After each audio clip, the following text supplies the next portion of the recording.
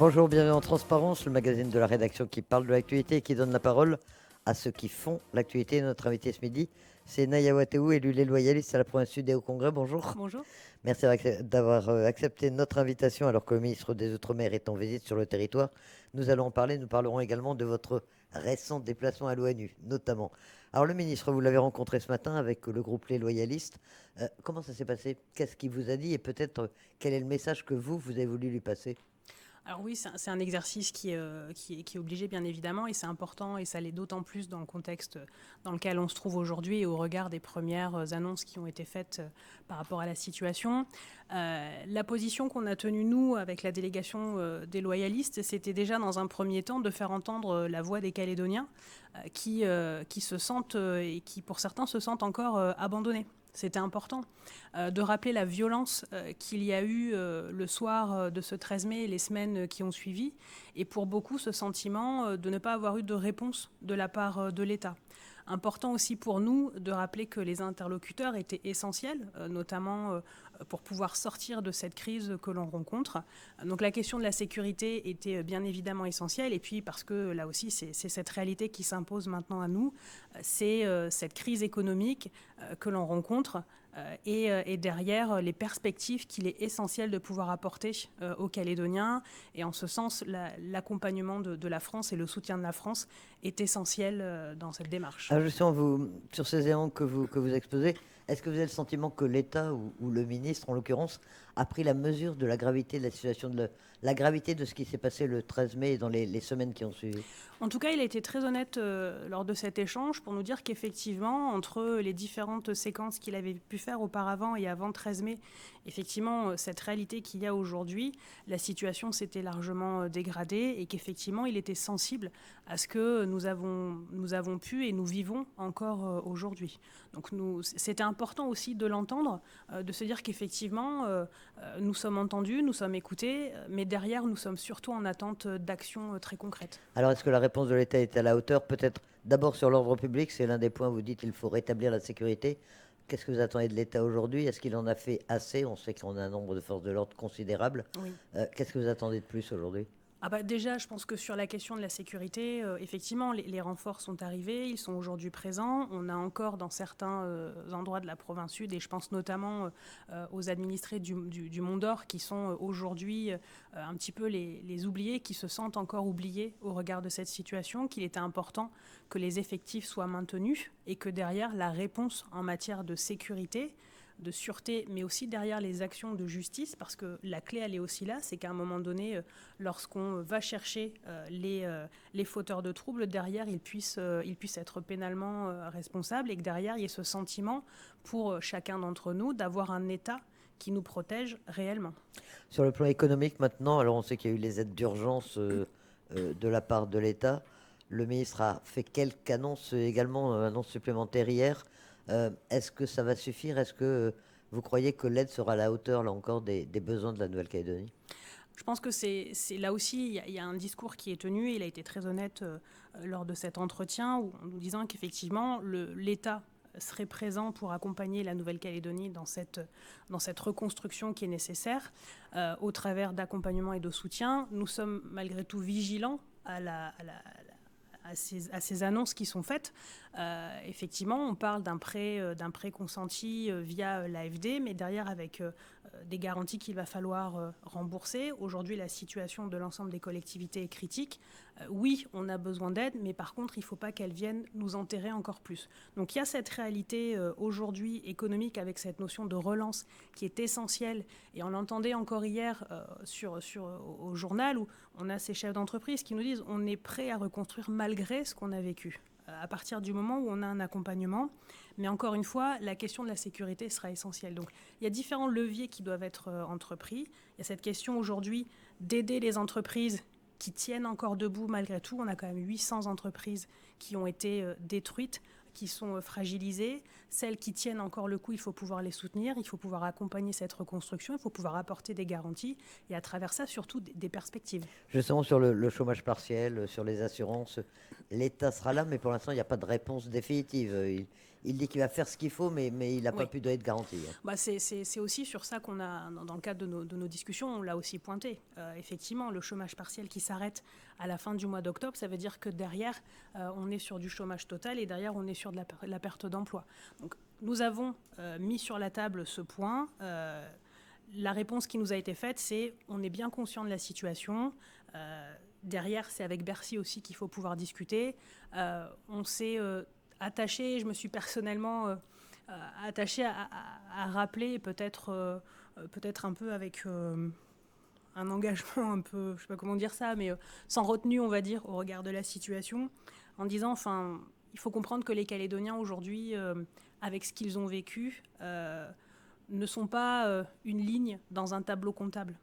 Et qu'à un moment donné, cette réalité qu'ils ont vécue et qu'ils vivent encore aujourd'hui, et je pense notamment aux chefs d'entreprise ou à ces gens qui savent pas si demain ils auront encore un emploi, que c'est la question des perspectives, elle est essentielle et l'État doit le prendre en compte et Bercy doit aussi le prendre en compte. Et François-Noël Buffet vous semble avoir compris, reçu le message? Oui, sincèrement, oui, je pense.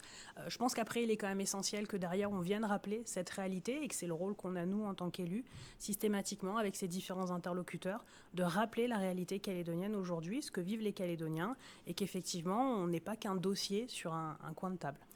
Alors, deux volets, deux thématiques essentielles dans ce voyage, étant donné les circonstances, l'économique et puis le politique. Alors, au chapitre politique, le ministre devait venir expliciter la décision du Premier ministre de reporter les élections provinciales. On rappelle qu'elles devaient avoir lieu avant le 15 décembre 2024, que finalement elles vont être reportées sans doute au 30 novembre 2025. Vous êtes favorable, vous, à ce report? C'était indispensable ou vous auriez été prêt à les tenir à la fin de l'année? Le vrai sujet, c'est de savoir dans quelles conditions on veut que se tiennent ces élections. Et pour nous, il y a deux faits qui sont incontestables et sur lesquels on ne bouge pas. C'est déjà qu'elles se tiennent dans des conditions de sécurité qui soient autrement que celles qu'on a pu vivre ces dernières années. La question de la tenue de ce scrutin dans des conditions aussi qui soient, on va dire, dans les règles et pas avec une forme de triche qu'on a pu voir à certains moments. Et puis Vous il y a cette pensez question. au deuxième référendum ou Je pense aux aux démocrates, élections législatives? je pense aux élections législatives où là aussi Enfin, je pense qu'il faut arrêter de se voiler la face. En plus, les images, on les a vues. On est dans une période qui est cruciale, qui est importante. Enfin, on n'est pas un pays du tiers-monde dans lequel on vient falsifier les urnes. C'est pas possible. C'est pas possible. Donc, il y a aussi cette question-là, et c'est un travail qu'on fait notamment au sein des formations non indépendantistes pour pouvoir interpeller systématiquement sur ça, de faciliter le mode d'accès dans le cadre de futures élections, sur la question des bureaux de vote, sur l'accessibilité et la liberté pour chacun de pouvoir s'exprimer dans des conditions qui soient acceptables. Et puis le deuxième point qui pour nous est non négociable, c'est la question du corps électoral. Les choses ont été très claires, le Conseil d'État a rendu son avis, la question du gel du corps électoral aujourd'hui est finie, il faut qu'on puisse avoir un corps qui soit ouvert et que l'ensemble des Calédoniens puissent s'exprimer. Mais alors comment est-ce qu'on peut arriver à ce dégel? Parce qu'on a bien compris qu'il n'y aurait pas de convocation du Congrès de Versailles sur la loi telle qu'elle existait. Ça veut dire que le dégel ne peut se faire que par concertation, par négociation, par un accord politique? Dans tous les cas, il faudra qu'on discute, ça c'est sûr. Mais je pense que personne ne doit douter du fait que, pour ce qui nous concerne, les choses ont été très claires sur la question du gel du corps électoral, sur les conditions à un moment donné qui ont été faites au travers de l'accord de Nouméa, sur le caractère transitoire, le caractère exceptionnel. Tout ça maintenant est terminé. Et encore une fois, cette décision du Conseil d'État doit s'imposer à tous, qu'on le veuille ou non. On parle de droit. Et donc il va falloir trouver une solution effectivement pour le dégel. Pour l'instant, personne n'a encore vraiment la réponse. La reprise des discussions sur l'avenir institutionnel, c'est aussi un objectif. Le président de la République avait parlé de novembre pour les reprendre. Là encore, est-ce que c'est possible? Et peut-être, question encore plus fondamentale, avec quels interlocuteurs? La question de la reprise des discussions, elle est essentielle. Et pour le coup, nous, on n'a jamais été en absence à cette table des discussions, bien au contraire. Mais vous pointez un sujet qui est essentiel, c'est la question des interlocuteurs. Est-ce qu'on est prêt à discuter avec tout le monde? Oui, avec tous ceux qui ont envie de travailler à une sortie de crise et à faire en sorte que demain, ce projet de Nouvelle-Calédonie dans lequel on s'inscrit puisse être à l'image de celui qui a été accepté par les Calédoniens au travers des 3 référendums. Il n'est pas question qu'on aille discuter avec des personnes qui ne sont pas dans la construction, qui ont même été à l'initiative de la destruction de ce pays et qui aujourd'hui doivent en porter la responsabilité. Nous sommes prêts à discuter avec toutes les personnes qui seront engagées dans cette démarche de pouvoir reconstruire la Calédonie, de pouvoir accepter cette expression qui a été faite par l'ensemble des Calédoniens, de pouvoir vivre dans une Calédonie qui soit dans son autonomie, rattachée à la France, avec l'exercice de son autonomie et avec un projet de société dans lequel tout le monde se retrouve et où il n'y a pas d'exception faite, il n'y a pas d'ethnie au-dessus des autres, un projet de société viable, pérenne. Et je pense que tout le monde attend cela avec impatience et encore plus après ce qu'on vient de vivre. Pour être clair, est-ce que c'est-à-dire que vous excluez l'Union calédonienne ou une partie de l'Union calédonienne de ces discussions autour de la table? Est-ce que certains d'entre eux ne peuvent plus, pour vous, être des interlocuteurs? Je pense qu'il faut discuter avec ceux qui ont envie de discuter. Il y a eu une rupture de confiance, faut pas se voiler la face, et même à l'échelle du plan politique. On a discuté avec des personnes qui, à un moment donné, nous semblaient être dans une démarche où on va trouver un accord, on va trouver des solutions, puis finalement qui, derrière, étaient en train de manœuvrer pour qu'on arrive à cette situation du 13 mai. Ça, c'est plus possible. C'est plus possible, et ça, on l'oubliera pas non plus. Mais notre responsabilité, c'est de pouvoir amener la Nouvelle-Calédonie à se sortir de la situation dans laquelle elle est. Et je leur dis encore une fois, et c'est peut-être avec beaucoup de naïveté parce que c'est mon premier mandat et que je le vis comme ça, mais on a cette obligation de trouver une solution. On le doit aux Calédoniens, on le doit aux Calédoniens qui ont voté pour nous, on le doit aux Calédoniens qui n'ont pas voté pour nous aussi. Cette obligation de trouver une solution et une sortie qui soit acceptable et correcte, c'est une évidence qui doit s'imposer à nous. Et c'est là où je pense que la question de responsabilité, elle est aussi essentielle pour chaque homme et chaque femme qui s'engage en politique, et encore plus dans cette période qui est la nôtre. Est-ce que les indépendantistes sont prêts, selon vous, à revenir autour de la table? On a vu que ces dernières années, ils ont tout fait pour différer un petit peu le moment où on arriverait à cet accord. Il y a eu effectivement un jeu à un moment donné, alors après légitime ou pas légitime, je pense que ça leur appartient à eux de le juger, mais encore une fois, le 13 mai a rebattu les cartes. Et on le voit aujourd'hui dans les échanges qu'on peut avoir avec le gouvernement, qu'on peut avoir avec l'UNI. Il y a quand même un fait, je pense, avec la visite du ministre qui est à noter, c'est le président de la province Nord qui accepte de recevoir le ministre. Ça faisait des années que ce n'était pas arrivé. J'ai envie de le prendre comme un signal positif et de me dire, OK, là aussi, on a des hommes et des femmes qui sont en responsabilité. Et pour le coup, oui, l'UNI, ces derniers temps, a quand même été très en force, j'ai envie de dire, dans cette volonté de pouvoir discuter.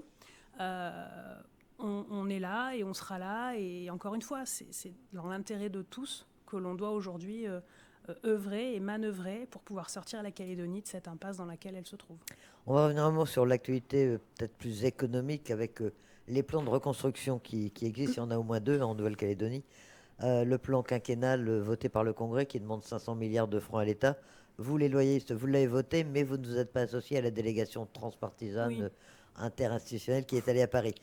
Et puis, il y a le plan PS2R du gouvernement, dans lequel vous vous sentez le plus à l'aise, lequel vous défendez, lequel vous semble le plus efficace pour la Calédonie?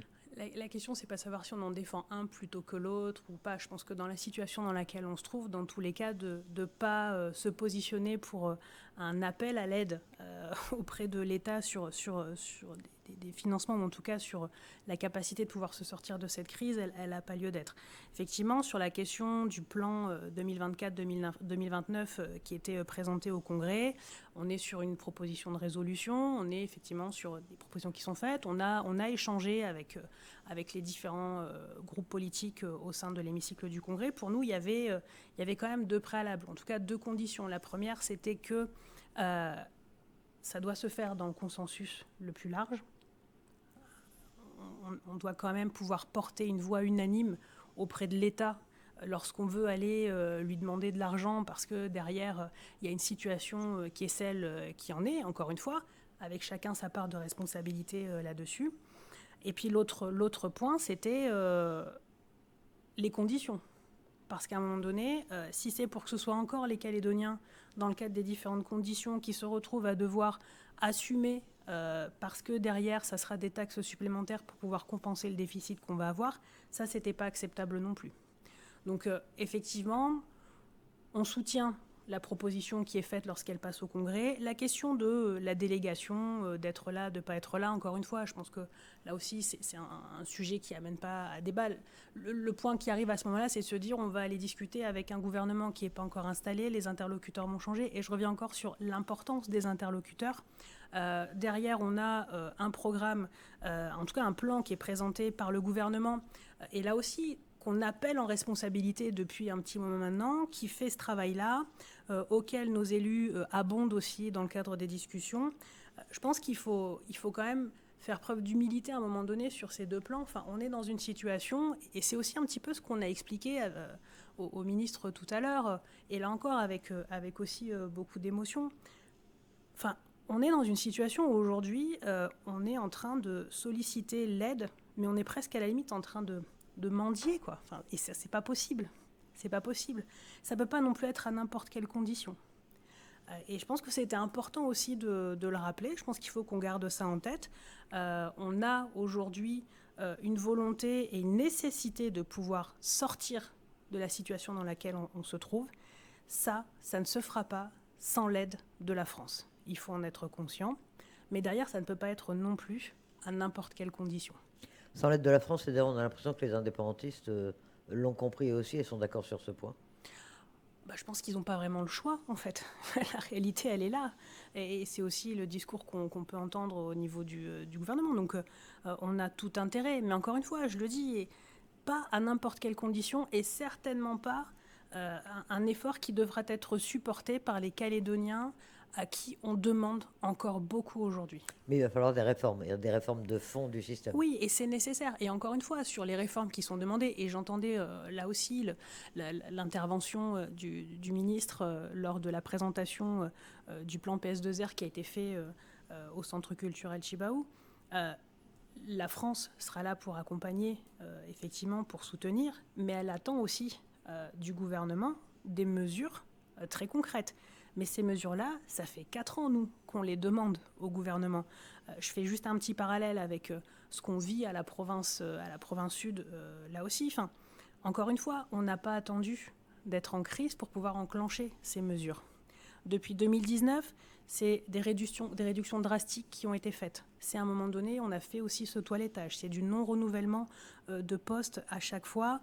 C'est une réduction massive parce que derrière, il y avait la volonté de pouvoir soutenir l'investissement parce que, encore une fois, et je pense que sincèrement, c'est ce qui a sauvé en partie la province, même si aujourd'hui elle se retrouve en grande difficulté, mais ce qui lui a permis d'absorber les différentes crises successives qu'elle a vécues. La crise Covid, la crise politique, mais là aujourd'hui, j'ai envie de dire, c'est aussi la crise de trop, parce que derrière, il y a un petit peu une forme d'injustice, j'ai envie de dire, dans ce qu'on demande aujourd'hui aux collectivités d'entreprendre, et en particulier à la province. On demande à tout le monde de faire des efforts. Mais ces efforts, la province, elle n'a pas attendu le 13 mai pour le faire, elle le faisait déjà avant. Et pourtant, aujourd'hui, on conditionne cet accompagnement, ces aides, au fait qu'elles fassent les mêmes efforts que doit faire le gouvernement, que doivent faire les communes, que doivent faire les autres institutions. Il y a un caractère un petit peu... on va dire oui, on oublie un petit peu le travail qui a été engagé. Et encore une fois, sur ces mesures qui doivent être prises aujourd'hui pour la province, où justement on travaille à l'amélioration et au bien-être des administrés, aujourd'hui on n'a plus les moyens parce que quand bien même on a fait ces actions auparavant, aujourd'hui on est tributaire d'actions qui ont manqué à un moment donné du gouvernement. Donc ces mesures, elles sont même plus nécessaires, elles sont vitales. Elles sont vitales. Votre actualité, Naya Wateou, c'est aussi votre déplacement à l'ONU. Vous êtes intervenu au début du mois à la tribune de la 4e commission des Nations Unies à New York. Ça fait 3 ans que vous y allez, que vous allez parler là-bas. Là, vous avez voulu parler en vérité, avez-vous dit, en déclarant que par la force et la violence, les indépendantistes ont fait voler en éclats 30 ans de paix. C'est comme ça que vous voyez ce qui s'est passé le 13 mai? Personnellement, c'est comme ça que je l'ai vécu, oui. Et c'est vrai que sur ce travail qui est fait depuis maintenant 3 ans auprès de l'ONU, je ne sais pas si les Calédoniens ont vraiment perçu ce pourquoi considérer qu'il était essentiel d'y aller. Il faut savoir que la Nouvelle-Calédonie est inscrite depuis très longtemps maintenant sur la liste des pays à décoloniser. Et avant 2019, finalement, c'était une tribune qui était exclusivement prise par les indépendantistes. Dans le contexte dans lequel on se trouve aujourd'hui et finalement au sortir de l'accord de Nouméa, c'était essentiel de pouvoir aller aussi expliquer et exprimer ce projet que l'on porte pour la Nouvelle-Calédonie et aussi cette réalité.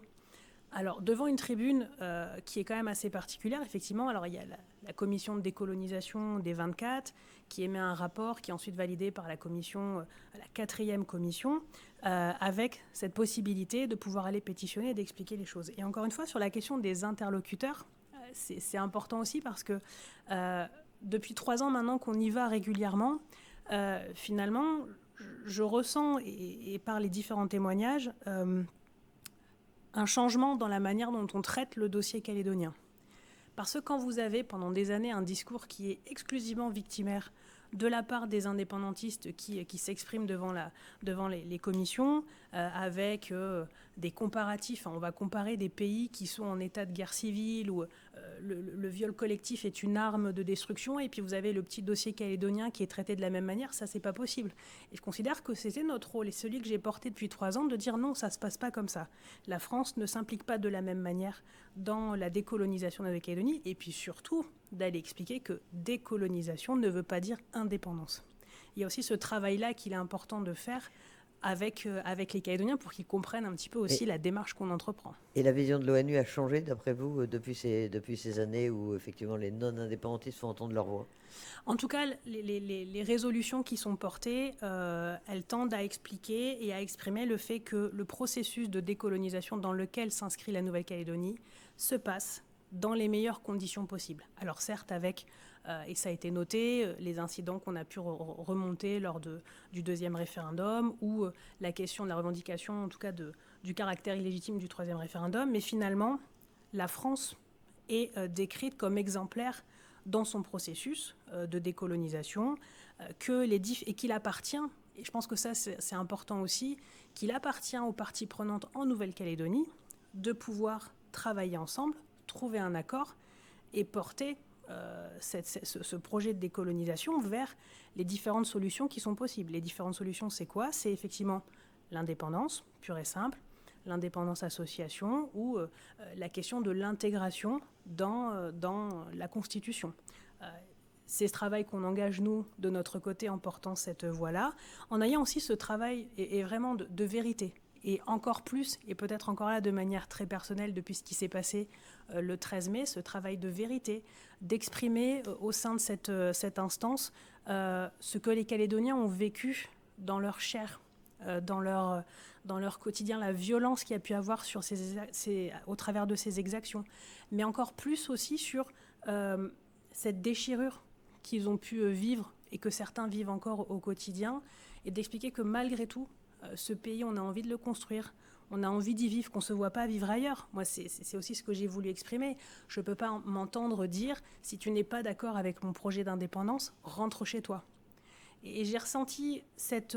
alors déjà, parce que lors du 13 mai, des exactions du 13 mai, nous étions déjà en session et en séminaire, et nous avons vécu à distance tout ce qui s'est passé, et pour le coup, la C24 a vraiment été, le dossier calédonien a été le sujet de ce séminaire-là. Il y a vraiment eu ce sentiment que les choses ne se passaient pas de la meilleure façon, mais qu'en même temps, on essayait de trouver des solutions. Et finalement, la résolution de l'ONU, c'est quoi? C'est ça se passe bien, continuez à discuter entre vous, et finalement, ça nous va bien. Ça nous va bien. Alors, ce sont des exercices très codifiés. Vous avez 3 minutes, je crois, pour intervenir. Oui. Voilà. Donc, vous étiez plusieurs loyalistes à intervenir, et puis il y a des indépendantistes qui sont intervenus après vous, avec une drôle de délégation, parce qu'en fait, il n'y avait pas d'élus indépendantistes à la tribune cette fois-ci. Oui, on en revient à cette importance d'avoir toujours les interlocuteurs, parce que effectivement, ça s'est très vite ressenti. Alors, moi, depuis 3 ans maintenant, j'interviens régulièrement et je fais ce travail de coordination, en tout cas d'échange avec les différents pays membres qui siègent au sein de ces commissions. Derrière, l'idée, c'est quand même bien d'y aller accompagner, parce que ça multiplie aussi ces 3 minutes qui sont une frustration. Je pense qu'il faut comprendre 3 minutes pour pouvoir dire l'essentiel. Finalement, quand on est plusieurs, on arrive à faire passer beaucoup plus de messages. Sur la question de la composition de la délégation indépendantiste, j'avoue que moi, j'ai été la première surprise. Parce que déjà, je n'ai pas retrouvé les interlocuteurs que j'avais l'habitude de voir depuis 3 ans maintenant et qui y sont depuis un certain temps. J'aurais pas la prétention d'analyser si c'est une problématique en interne ou autre, mais effectivement, la composition de la délégation telle qu'on la voit, telle qu'on l'a vue sur cette séquence, c'est des représentants de Inat Nekanaki, avec dorénavant, voilà, pour ceux qui ne le savent pas, on a un roi, donc le roi de Gouré Chaba en la personne de M. Hippolyte Sinewami. Avec une tenue coutumière qu'on n'avait Oui, pas eu l'occasion de voir. Bah, ça lui a fait plaisir, très bien. C'était complètement décalé par rapport à l'instance dans laquelle on siège. Cette revendication identitaire, j'ai envie de dire, elle est entendable lorsqu'on va à l'UNESCO, à Genève. Là c'était décalé. Je ne suis pas convaincue que ça ait vraiment marqué, que ce soit au sein de cette commission, mais même que ça ait été très bien pris ici en Nouvelle-Calédonie. Ensuite, sur la composition, donc on a bien vu des prises de parole au nom de Inat Nekanaki, donc qui est la dissidence du Sénat coutumier, de représentants du Sénat coutumier, mais qui visiblement, on sent bien que c'est un peu la tranche dissidente du Sénat, mais qui n'a pas encore vraiment basculé. L'avocat du Sénat coutumier qui prend la parole. Et puis derrière, des interventions faites par des élus outre-mer qu'on a identifié aussi parce que en fait, ce qu'on voit surtout émerger, c'est cette intégration dans les discussions de ce groupe d'initiatives de Bakou, avec là aussi des prises de parole de la Guyane, de la Martinique. Quand on sait aujourd'hui ce qui se passe en Martinique notamment, c'est inquiétant. Alors après, sur les interventions, il faut quand même noter que la présidente de la 4e commission, après les interventions des intervenants outre-mer, leur a quand même dit que c'était quand même bien que chacun s'occupe de son île. Donc je pense que c'est important de le ramener aussi parce que nous, on y va avec ce discours de vérité. Eux, ils vont avec un discours qui est très victimaire et que je considère et qu'on considère comme étant mensonger à certains niveaux et notamment au regard des actions que peut entreprendre la France pour protéger les Calédoniens. Mais c'est important que les choses soient aussi remises dans leur contexte.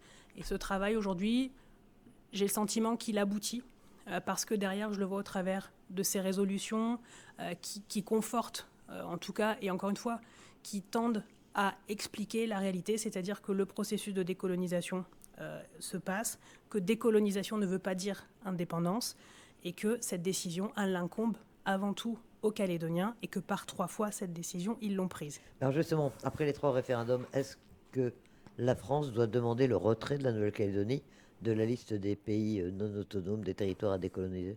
C'est essentiel parce qu'à un moment donné, il faut qu'on puisse aussi sortir de ça. Donc à chaque fois aussi, on en parle et on l'évoque, on attend que ces résolutions soient prises. À partir du moment où la résolution est prise, je pense que là, il faudra qu'on monte d'un cran, nous aussi, et qu'on acte définitivement cette sortie de la Nouvelle-Calédonie de la liste des pays à décoloniser. On va revenir en Nouvelle-Calédonie et en province sud, puisque vous avez une autre casquette, vous vous occupez des transports urbains. Les dégâts depuis le 13 mai ont été très importants, notamment dans les transports. Quel est l'état du réseau aujourd'hui ? Bon, je pense que ça aura échappé à personne, effectivement, que le réseau aujourd'hui, il est en grande difficulté. Alors après, on part aussi... Qu'est-ce qui est abîmé ? Ce sont les bus, les arrêts de bus Alors, à notre grande chance, les bus n'ont pas été touchés. Mais en fait, c'est surtout des dégâts sur les infrastructures, des infrastructures qui sont spécifiques et qui, en fait, se chiffrent très, très vite là aussi. L'autre réalité, c'est que le réseau, il était déjà en difficulté avant. Pas mentir aux Calédoniens sur ce dossier-là. La crise est venue mettre un coup d'arrêt sur la viabilité de ce réseau. Parce qu'on part quand même, et j'ai eu l'occasion de le dire, d'une bonne volonté à un moment donné de pouvoir structurer et moderniser un réseau de bus, mais encore une fois, en allant peut-être, en voyant les choses de manière un peu trop grande. Et finalement, de faire porter un financement de ces structures à des collectivités qui, en plus d'avoir d'autres enjeux et d'autres réalités, devenaient très compliquées. Le 13 mai est venu complètement rabattre les cartes sur les besoins en termes de transport, parce qu'encore une fois, on va mettre des bus là où on a un besoin. Quand vous avez des écoles qui sont détruites, vous ne pouvez plus emmener vos enfants à l'école parce que l'école n'est plus là. Un collège, un lycée, un centre administratif, une zone commerciale comme Ducos, comme Kenuin, le besoin, il change complètement. Donc, on a tout ce travail à faire parce que derrière, on a des contrats avec les différents délégataires que sont Carouilla et Carsud, et qu'aujourd'hui, on n'est plus en capacité de pouvoir assumer ce réseau. Déjà parce qu'il ne répond plus à la demande et parce que la réalité pour les collectivités à financer ce réseau, il n'est plus possible. Rapidement, mais la province, elle finance 50% du réseau. Les autres communes se partagent les autres 50% restants, mais c'est 5 milliards par an. 5 milliards par an pour aujourd'hui un réseau qui a complètement éclaté. Et c'est pour ça que très vite, les décisions ont été prises, de suspendre, parce que la question de la sécurité était... Ça a été suspendu complètement pendant de nombreux mois. 4 mois, et derrière la résiliation, parce qu'on n'a pas d'autre choix sur la viabilité. Et alors, comment ça se passe? La reprise, la réorganisation maintenant, il y a quelques bus qui roulent quand même. Oui, alors on est sur une résiliation avec derrière des discussions qui ont été faites avec les deux délégataires. J'ai un délégataire Carsud qui a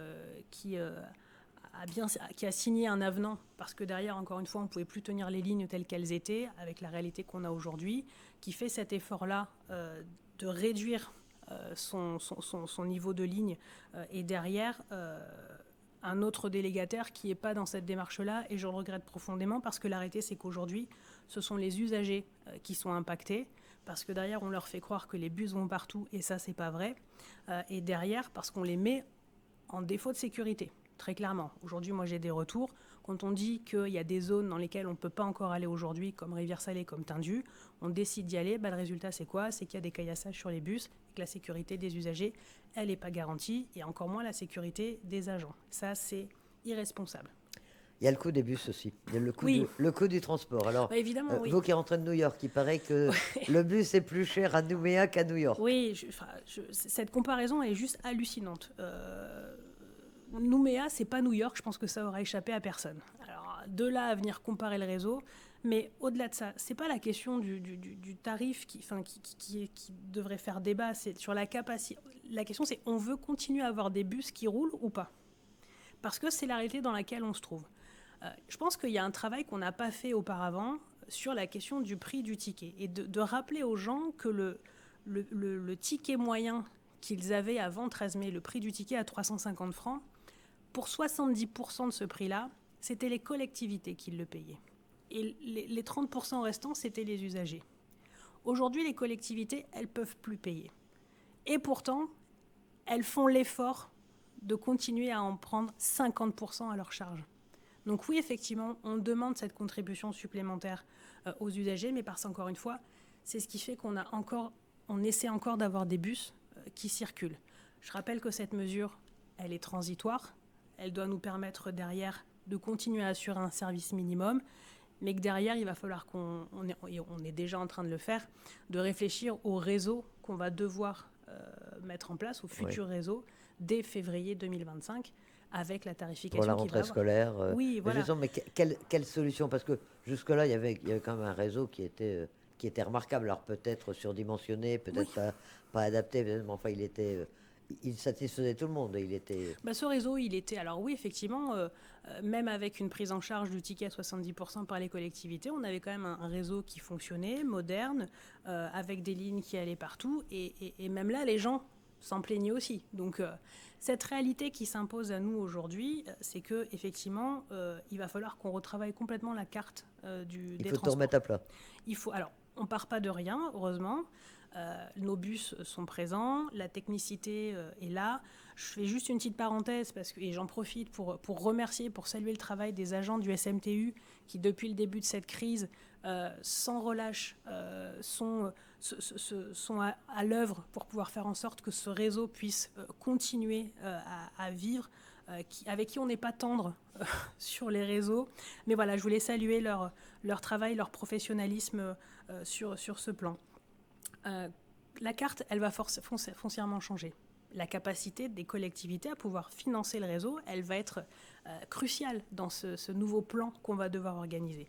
Aujourd'hui, on est sur un effort qui était demandé principalement aux communes, une partie sur les taxes qu'on percevait, et puis l'autre part sur les usagers. la réalité, c'est quoi? C'est qu'on a des collectivités, on le sait, on le répète, qui vont être dans l'incapacité de pouvoir subvenir à ça. On a une perception sur ces taxes qui va être compliquée à gérer et pour le coup, on n'a absolument pas de visibilité parce que derrière la situation de la Nouvelle-Calédonie va forcément avoir un impact sur notre capacité à générer de la fiscalité. Donc finalement, et au retour, ça va être compliqué. Et puis la part des usagers avec des emplois en moins, des besoins qui vont être conséquents. Donc on a tout ça à remettre dans cette nouvelle réalité qui va être la nôtre. Donc je pense que la nécessité de mettre en place un réseau, elle va être là. On ne peut pas être une ville comme Nouméa et se dire que demain, on ne met pas de bus au service de ses usagers, ou de Dimbéa, ou de Païta, ou du Mont-d'Or, et à l'échelle de la province. Mais il y a des besoins qui vont être essentiels et des choses qu'il va falloir mettre en place. Et puis, il y a surtout dans ce contexte, peut-être des pistes qu'on avait commencé à aborder, mais sur lesquelles on n'allait pas vraiment, comme la mutualisation, par exemple, de structures. Je pense au SMTI, SMTU. On a ce schéma des transports qu'on attend encore. Aujourd'hui, on a des entreprises, on a un secteur aérien qui est en difficulté, un secteur du transport routier qui est en difficulté, un secteur maritime qui est en difficulté. Peut-être qu'il est le temps de regrouper tout ça, de mutualiser et de vraiment travailler la question de la mobilité et de faire en sorte que dans cette volonté de relance que l'on a de l'économie, parce qu'on parle aussi là d'économie, les Calédoniens puissent se déplacer à un prix qui soit raisonnable, mais à un prix qui soit peut-être un peu plus juste que ce qu'ils connaissaient auparavant, en tout cas avec cette nouvelle réalité. Beaucoup de travail en perspective. Naya Wateou, merci d'accepter notre invitation dans ce magazine Transparence.